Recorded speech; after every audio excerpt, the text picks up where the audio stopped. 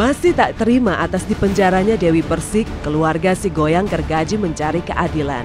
Kemarin ayahanda Dewi Persik, Haji Muhammad Aidil, didampingi kuasa hukumnya mendatangi Polda Metro Jaya.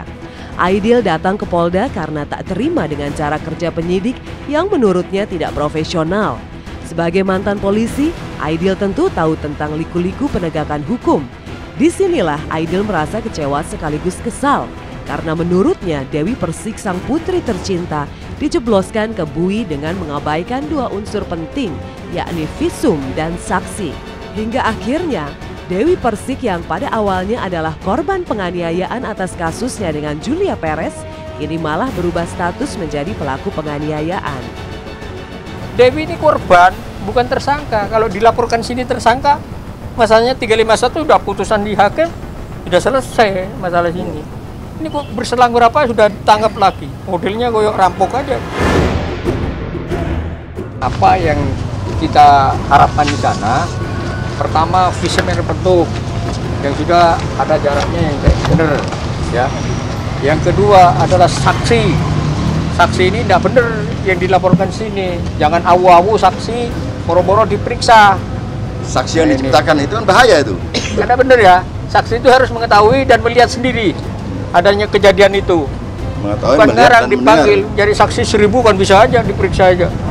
Nah ini supaya pembelajaran penyidik, supaya permasalahan ini jangan sampai terulang kembali. Dari markas Polda Metro Jaya, Aidil bergerak menuju Komisi Yudisial.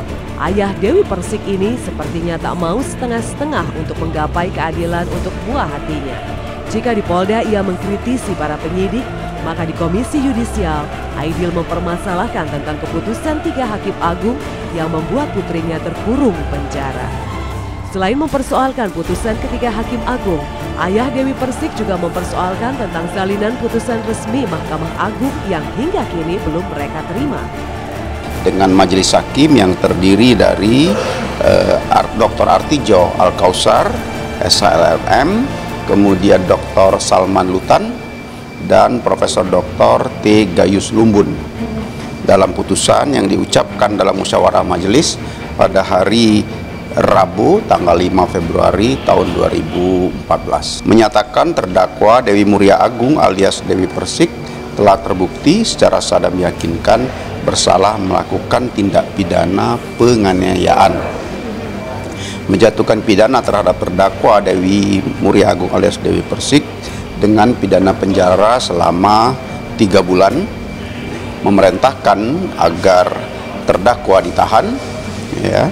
Kemudian dengan seluruh barang bukti yang ada dalam perkara ini sudah disebutkan.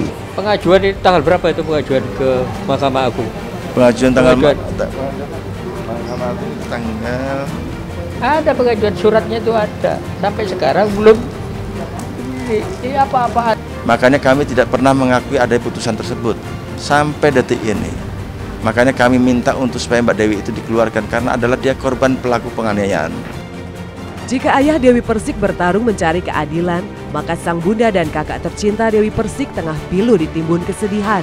Mereka merasa kehilangan dan kesepian karena Dewi berada di penjara untuk menjalani hukuman. Tanpa kehadiran Dewi, keluarga dan kerabat kesepian. Sebab Dewi Persik adalah sosok periang yang selalu menyenangkan hati. Jika sang kakak menumpahkan rindu dengan memeluk boneka kesayangan Dewi Persik, maka ibunda tercinta membasuh rindu pada si buah hati dengan memandangi foto Dewi Persik yang terpampang di dinding rumah. Ini masih kecil, yang saya paling suka. Ini Dewi kan, ini pernah kena dikasih hadiah oleh Butin Soeharto waktu di mana masih ya di Al-Quran Alamin, ngaji di Alamin. Iya, ngaji anak solehah dulu. Berat banget dia. Ini bonekanya Dewi. Ini buat bantal ini kalau di sini nih. Tak buat guling di sini. Nggak apa-apa, tapi kan tetap ini kamu sih dicabut-cabut. Ini nampung Mas. Itu bonekanya dia lagi. Ini nih. Dikasihkan aku nih Mas. Ya saya nggak ngebayangin ya. Dia subhanallah dia bisa tegar ada di situ.